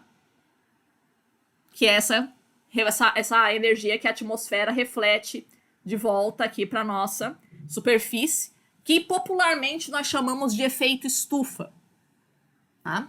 Que é a ideia de que nem toda a energia que entra na nossa superfície, no nosso planeta, é refletida de volta para o espaço. Que em última instância seria isso que aconteceria, né? Toda a energia que entra na superfície, mais cedo ou mais tarde, vai ser devolvida para sua fonte de origem, para sua direção de origem. Então isso não seria 100% no nosso planeta, né? Uma parte ficaria retida aqui pela nossa atmosfera, pelos diferentes gases que tem na nossa atmosfera, né? Que isso popularmente nós chamamos de efeito estufa. Tá? Quais são os problemas envolvidos nessa hipótese? Tá? Então a gente afirma sempre que se não existisse o efeito estufa, ou seja, se toda a energia que o Sol emite com a configuração de atmosfera que nós temos, com a configuração de continentes e oceanos que o nosso planeta tem, né? Se não existisse essa quantidade de energia que é refletida de volta para a nossa superfície, a temperatura média do nosso planeta seria de 18 graus negativos. Esse cálculo foi feito por um químico sueco chamado Svante Arrhenius. A gente vai ver mais sobre ele na nossa última aula, mas vocês lembram dele na escola. De novo, ele foi o cara que fez os conceitos de ácido e base. Lembra disso? Né? Ácido é o que tem hidrogênio na frente, base é o que tem a hidroxila no fundo. Tá? Quem falou isso foi o Arrhenius. Então vocês já conhecem esse cara. Tá? Então ele calculou, em 1896, né, que se a Terra não tivesse um efeito estufa natural, a gente teria uma temperatura de menos 18, em média. Não vou entrar no mérito, esse cálculo está incorreto, né? Isso foi descoberto anos depois, mas não vou entrar no mérito dessa questão. Então vamos assumir aqui, né, os 18 graus Celsius. Obviamente a nossa temperatura não é 18 negativos. Né? A nossa temperatura média do planeta é de 15 positivos. Tá? Então o chamado efeito estufa natural, ele seria responsável por fazer essa elevação da temperatura do nosso planeta, né, conduzindo assim a quantidade de vida luxuriante que esse planeta exibe. Porém, se o chamado efeito estufa natural ele agisse em sua plenitude, a temperatura da Terra não seria de 15 positivos. Ela seria de 60 positivos. Tá? O que dependesse da composição que a nossa atmosfera tem, né, da quantidade de água que tem a nossa atmosfera. Então, o efeito estufa dito natural, né, ele não age em sua plenitude. Acontecem outras coisas na nossa atmosfera que impedem que a nossa temperatura atinja esse valor absurdo de 60 positivos em média. Isso significa que no Equador estaria mais de 100, né? A gente não teria água líquida no Equador se a gente tivesse uma temperatura de 60 na média do planeta. Então, o que acontece? Para a gente não chegar nessa superfície, ou seja, o efeito estufa natural, ele aquece o planeta, Mas acontece uma outra coisa também que resfria ele, para a gente conseguir manter essa temperatura mais ou menos aí de 15 graus Celsius, tá? Então, acontece um processo físico de turbulência. Como assim? Quando a atmosfera vai se aquecendo, né, então o Sol manda energia para a Terra reemite essa energia na forma de radiação infravermelha. Então, quem aquece o planeta é a própria Terra, não é o Sol diretamente. À medida em que a superfície vai se aquecendo, vai acontecendo, lembra o processo de convecção. Aqui. Tá? À medida em que a superfície do planeta vai se aquecendo, começa a acontecer o processo de convecção, ou seja, o ar aqui aquecido ele vai ficando mais leve, ele vai subindo. Ele vai subindo e vai trocando de lugar com o ar mais frio vai descendo e vai se aquecendo de novo e vai subindo também, aí dá lugar para o ar mais frio descer, e o ar frio vai descendo e vai se aquecendo aqui embaixo e vai subindo e vai gerando toda essa turbulência na nossa atmosfera. Então, nunca a gente vai chegar nesse valor de 60 graus Celsius por conta dessa questão, dessa instabilidade da atmosfera. Um processo natural físico, né? Toda superfície que ela é desigualmente aquecida, que é o caso da atmosfera, né? Então aquece mais embaixo e depois é que vai aquecendo mais para cima. Toda superfície que é desigualmente aquecida vai gerar uma turbulência ali dentro, vai gerar um movimento do ar. É esse movimento do ar que vai redistribuir a energia dentro da atmosfera. Então vai, né? O ar aqui embaixo vai ficando mais quente, ele vai subindo, vai trocando o tempo todo, trocando de lugar com o ar mais frio de lá de cima, né? Que vai se aquecendo de novo e vai trocando de lugar, vai trocando de lugar, vai trocando de lugar, né? Vai redistribuindo, vai subindo, vai descendo, vai subindo, vai descendo, vai subindo, vai descendo. Isso vai redistribuindo a energia dentro da nossa atmosfera.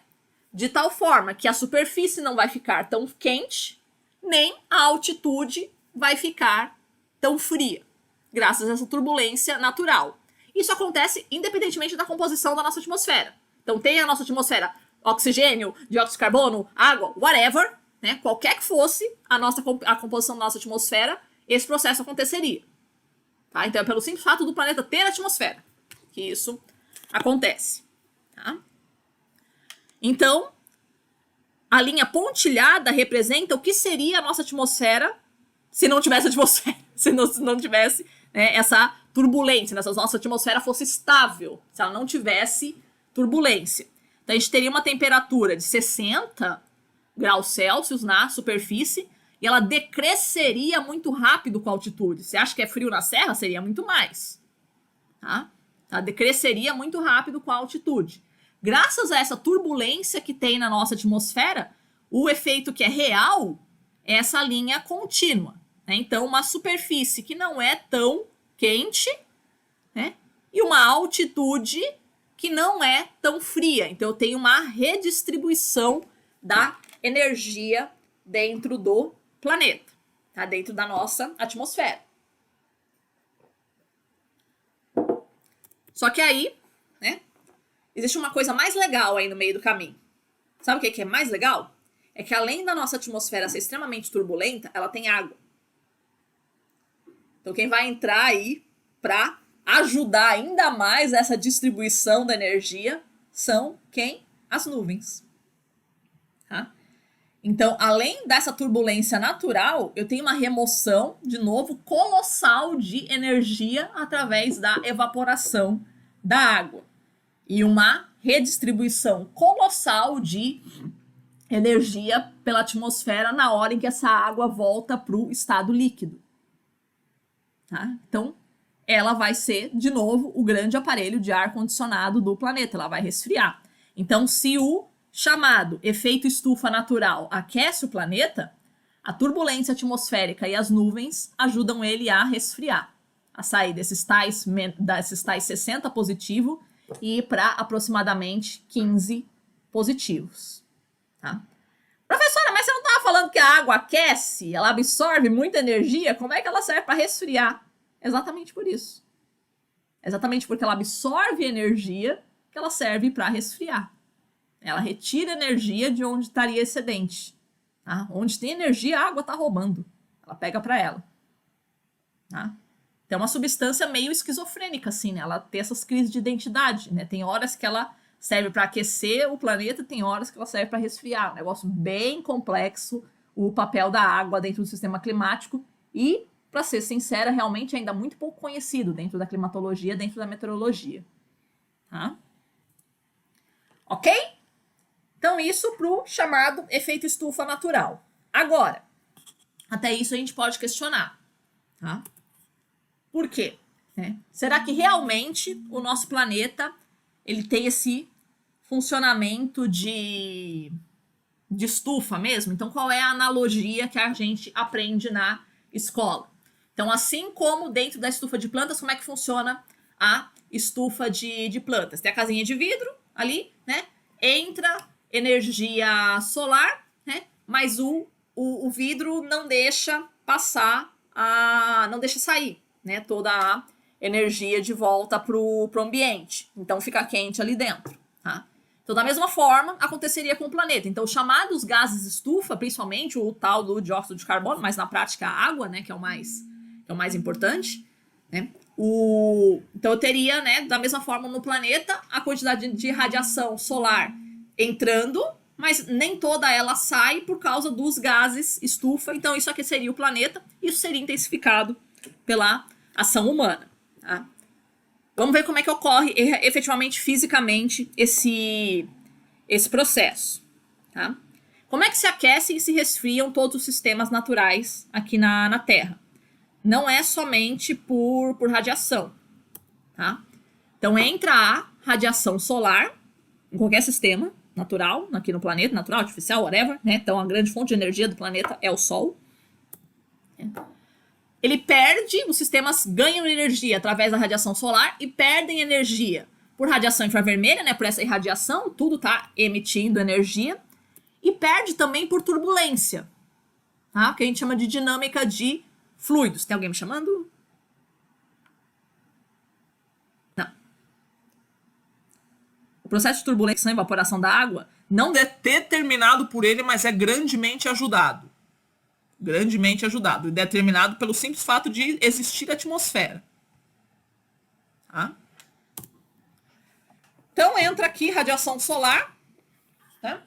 A gente perde energia por radiação infravermelha e perde energia também por essa turbulência, por movimento, toda essa convecção, toda essa turbulência do sistema atmosférico, oceânico, né? Qualquer fluido é tudo que é água ou gás, né? Fisicamente falando. Então, tudo isso se movimenta, tudo isso tem turbulência. Tá? E a maneira como a gente perde energia.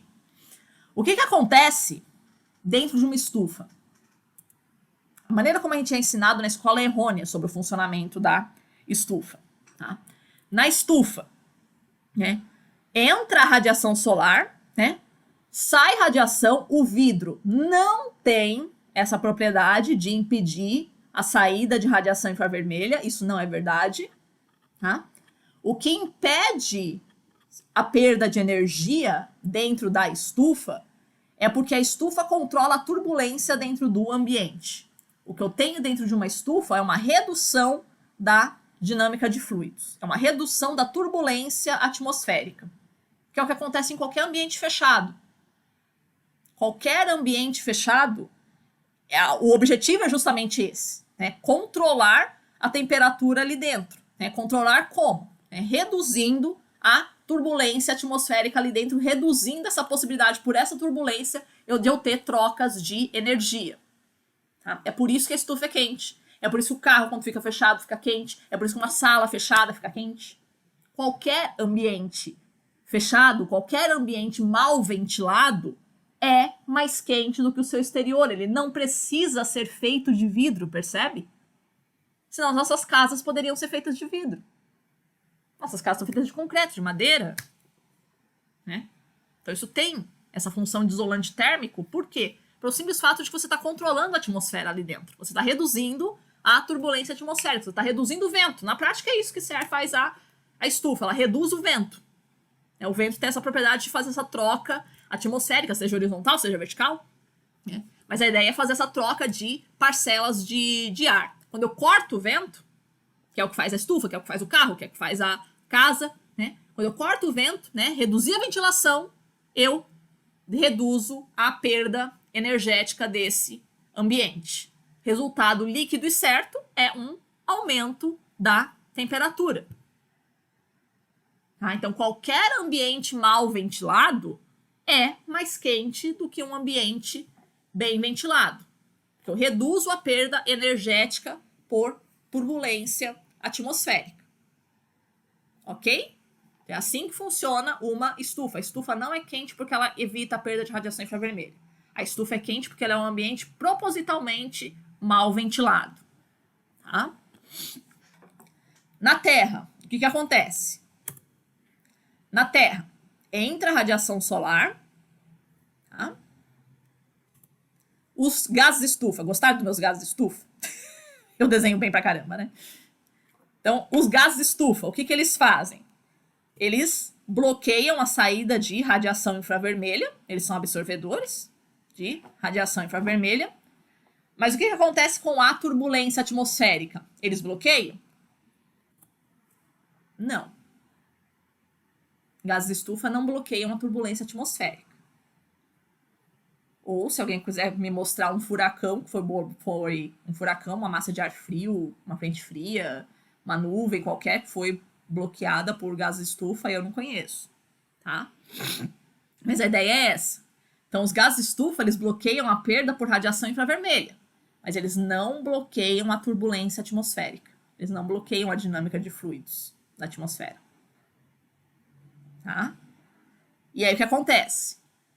Quando eu reduzo a saída de energia por radiação infravermelha, mas eu não reduzo a turbulência atmosférica. Qual vai ser o resultado disso? Vai ser um aquecimento ou um resfriamento? Ou vai manter? Ou vai aquecer muito? Ou vai resfriar muito? É praticamente impossível de saber o resultado disso. Tá? Por quê? Porque a turbulência é turbulenta. Né? Turbulência é um sistema caótico. Se vocês conhecerem um pouquinho sobre a teoria do caos, né, o que significa a teoria do caos? Né? A ideia de que sistemas caóticos eles são extremamente sensíveis às condições iniciais e essencialmente imprevisíveis no longo prazo. É por isso que a gente não consegue fazer previsão do tempo para mais de 2 semanas, por exemplo.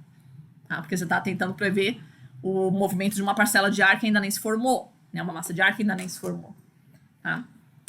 Então, a turbulência atmosférica, né? O problema é que a turbulência é turbulenta. Né? Então, ela é essencialmente imprevisível. Né? A atmosfera é um sistema caótico.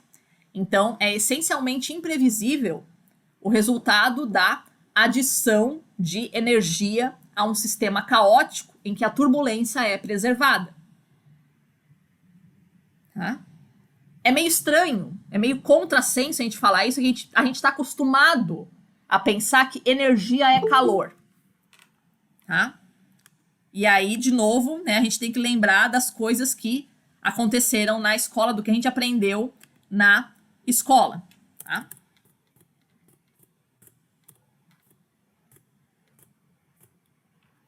A gente está acostumado a pensar, eu estou adicionando os gases de estufa, então está aprisionando mais energia na Terra, então é óbvio que vai ficar mais quente.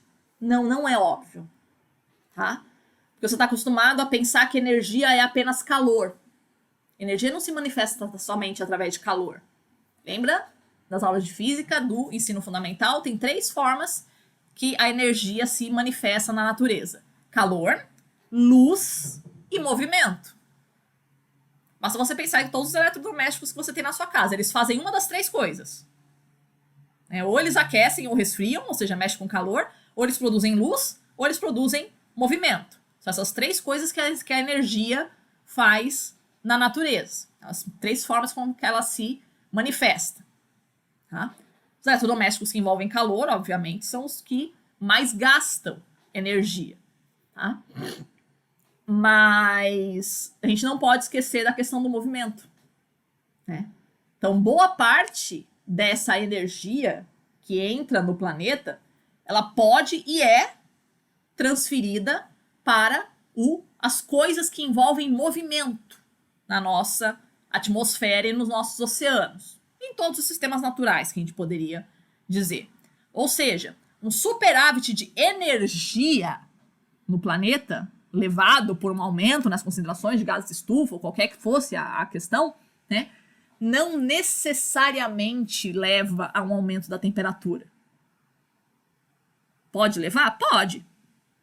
Mas ele pode levar também, por exemplo, a um aumento da turbulência atmosférica. Né? Pode se refletir, né? Pode se manifestar na forma de movimento. Né? Pode ativar mais as correntes marítimas, ativar mais os furacões, pode ativar mais as massas de ar, pode ativar mais as ondas, né? Tudo que envolve movimento, seja na atmosfera, seja nos oceanos. E qual é a função desses sistemas que envolvem movimento no nosso planeta, né? Nos sistemas naturais? Não é transportar energia de onde tem mais para onde tem menos, né? Do Equador para o polo, da baixitude para altitude.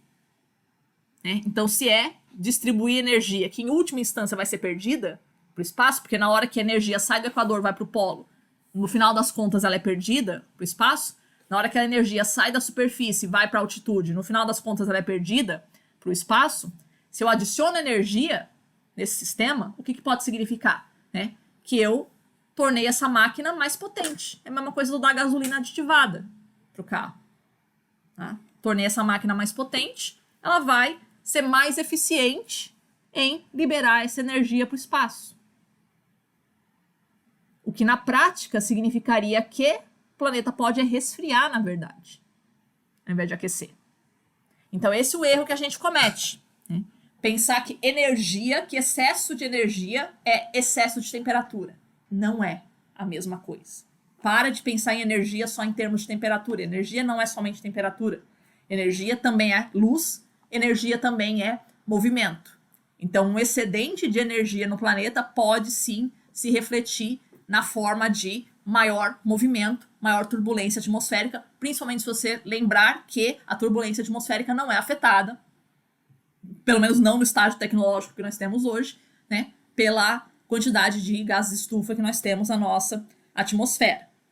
Então, a gente não tem como saber qual é o resultado desse superávit de gás de estufa que, eventualmente, a humanidade estaria lançando para o planeta. E aí fica a questão, né? Ah, mas então, né, já que a gente não sabe qual é o resultado, então é melhor não mexer, é melhor não fazer nada. Já que a gente não sabe, né? Pode aquecer? Pode aquecer? Pode. Pode resfriar? Pode. Pode aquecer muito? Pode. Pode resfriar muito? Pode. Pode não acontecer nada? Pode. Então, já que a gente não sabe, essencialmente, qual vai ser o resultado, então é melhor não mexer. Aí vem um outro problema, né, dos sistemas caóticos. Né? Que num sistema caótico, não existe diferença entre agir e não agir. Tudo é agir. Né? Tô aqui com o copo na minha mão. Eu posso pegar esse copo, eu posso não pegar. Isso é uma diferença de ação e inação.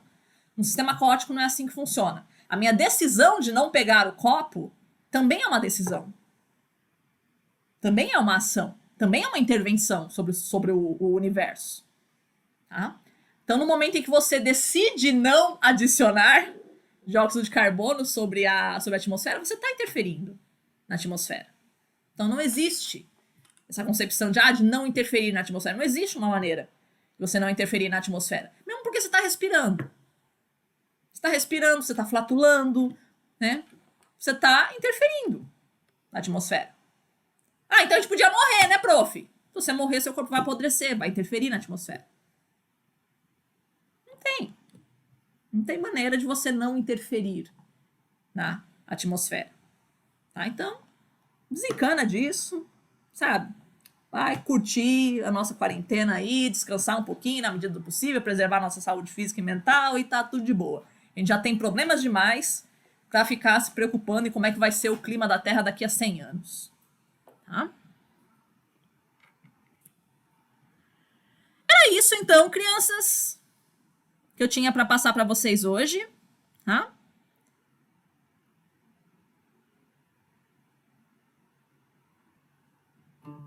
Alguma questão?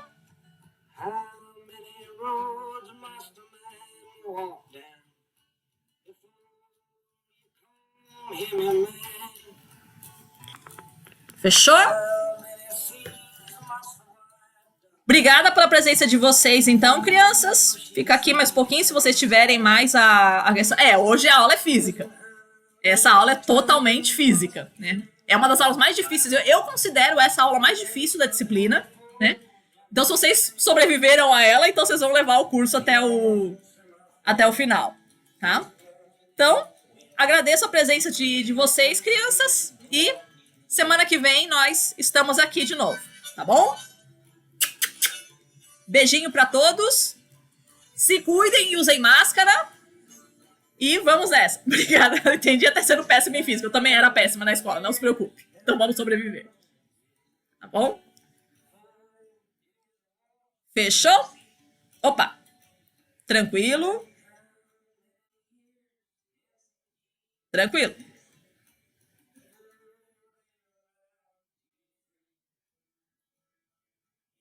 Fechou.